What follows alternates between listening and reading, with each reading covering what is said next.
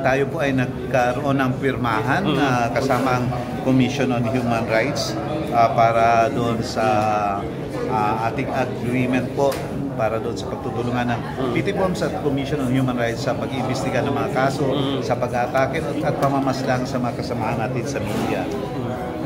Ayan po. Yusek, for clarification lang po regarding po sa classification po ng mga media na nakapaloob po sa inyong tanggapan. Kasi po, nung araw hindi pa po nauso yung social media, ang tawag po sa atin TV, radyo, dyaryo, mainstream. Pero ngayon po, marami na po kasi mga naging broadcaster, mamamahayag, pero bigla na hindi sila naging reporter nung araw. Kasama ba sila sa classification na tutulungan ng tanggapan ninyo? Isang tricky po yun na pagtingin doon kung ano talaga ang media ngayon. Kasi ang media po ay nag-i-evolve. Hindi na lang ngayon radyo, dyaryo, television. Meron ng tinatawag ng online, may digital media na. Tinitingnan po natin lahat.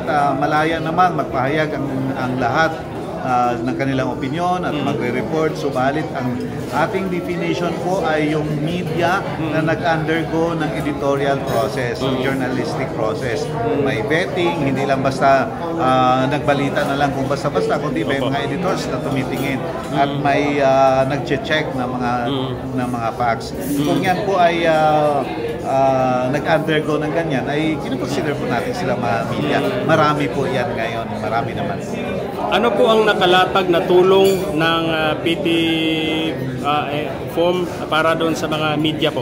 Ang nakalatag po, ang tulong po natin maibibigay sa mga kasama natin sa media, ang mandato po ng PTPOMS ay yung mga napaslang, under attack, mga threats. At ito po ay ating tinutulungan mula sa kanilang pag-iimbestiga, pagpukurso ng kaso, pagbibigay ng tulong ng abogado, pag-monitor ng kaso at to ensure na even yung mga pamilya ay ma-protectionan. Yusek, ano pong kahalagahan itong mawasahin ng CHR?